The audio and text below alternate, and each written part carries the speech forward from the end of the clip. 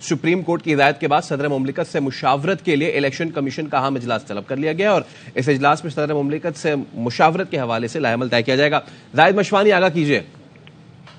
Court में election commission की वजात और इंतखाबात की तारीख के बाद सुप्रीम कोर्ट की इलेक्शन कमीशन को सदर मुमलिकत से मुशावरत की हिदायत पर इस वक्त इलेक्शन कमीशन में मुशावरत का अमल जारी है और ज़राए ने बताया है कि सदर मुमलिकत से मुशावरत के हवाले से इलेक्शन कमीशन का एक अहम इजलास भी तलब किया गया है और कुछ देर के बाद ये इजलास इस्लामाबाद इलेक्शन कमीशन सेक्रेटेरिएट में होगा।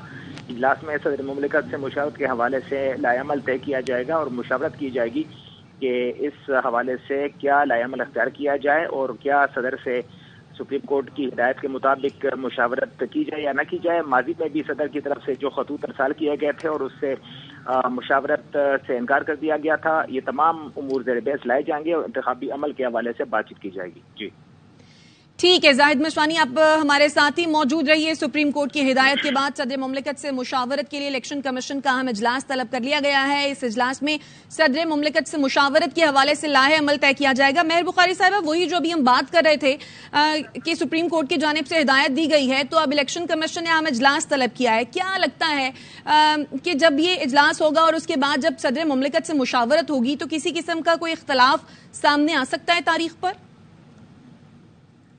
जरूर आए, ये बैठक जरूरी है, इस तरह के इजलास जरूरी हैं। इख्तलाफात से कौन कह रहा है गुरेज करें, इख्तलाफात कीजिए, you can agree to disagree, बैठना मकसूद है जनाब। अगर आप मसला ये है कि आज जो इलेक्शन कमीशन को बजोरे हुक्म करना पड़ रहा है, मजबूरी से करना पड़ रहा है, सुबकी का सामना लेकर करना पड़ रहा है, यही जब शराफत से और तमीज से और एक तहजीब के दायरे में रहते हुए उनको खतूत लिख के सदर मुमलिकत बुला रहे थे, तो वो क्यों नहीं जा रहे थे?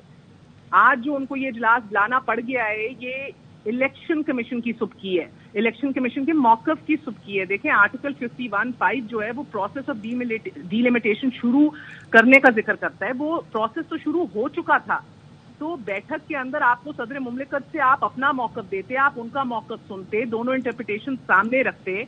ये खत्म हुए बगैर डीलिमिटेशन का प्रोसेस तो इलेक्टोरल वोटर लिस्टें भी नहीं तैयार हो सकती ना। तो ये तो टेक्निकलिटी है जिसका मैं जिक्र कर रही थी। टेक्निकलिटी तो अपनी जगह मौजूद थी, लेकिन कोई भी शिक आइन की ऐसी नहीं है जो कहती है कि इलेक्शन आप डिले कर सकते हैं। डीलिमिटेशन की खातिर ये मौकफ कहती है पीपल्स पार्टी, ये मौकफ सदर और दीगर लोग लेते हैं। तो ये उनको एक बैठक के अंदर इजहार राय करने का तो मौका मिलना चाहिए था ना। मौकफ ये है, आज जो इलेक्शन कमीशन को अब एक ऑर्डर की वजह से बैठना पड़ रहा है, दे हैव टू एडमिट, उनको तस्लीम करना चाहिए कि हमारी गलती थी, उन्होंने लेट डाउन किया सबको। देखें, इलेक्शन कमीशन को जब खत लिखा सदर मुमलिकत ने, वो 6 नवंबर को इंतखाबात कराने की तजवीज़ दी थी सदर मुमलिकत ने सितंबर में खत लिख के। साथ ही तब इलेक्शन कमीशन ने अहम इजलास भी तलब कर लिया था और फिर इजलास में सदर मुमलिकत का खत का जायजा लेकर इलेक्शन कमीशन ने खत का जवाब देने या ना देने का फैसला उस टाइम पे किया। और बाद में इलेक्शन कमीशन के जराए ने भी तब हमें बताया कि सदर मुमलिकत ने अपने खत में इलेक्शन कमीशन के मौकफ की तायद भी की है, लेकिन हम फिर भी नहीं मानते, ये उनका हक है और वो ट्रांसग्रेस कर रहे हैं और हम नहीं मिलना चाहते। ये जराए बार बार कह रहे थे ये स्टेटेड पोजीशन ले रहा है election commission of Pakistan.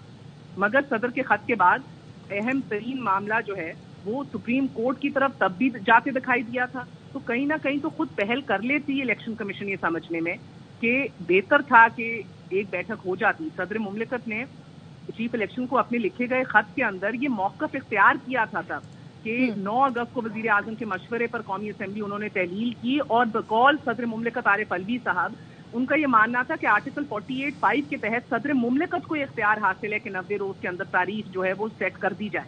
Arif Alvi साहब ने चीफ इलेक्शन कमिश्नर को खत में लिखा था कि आम इंतखाबात जो है वो कौमी असम्बली की तहलील के 89th डे यानी कि 6 नवंबर को हो जाने चाहिए। सदर ने तक बड़ा शिकवा भी किया था, आप ये खत निकालिए और अवाम को आज दिखाइए, बिकॉज ये दिखाना जरूरी है आज अवाम को। उस खत के अंदर शिकवा किया था सदर ने कि मुलाकात के लिए मैं बार बार दावत दे रहा हूँ, एक दफा मिलकर आइन पे अमल दरामद का तरीकाकार वज़ा कर लेते हैं।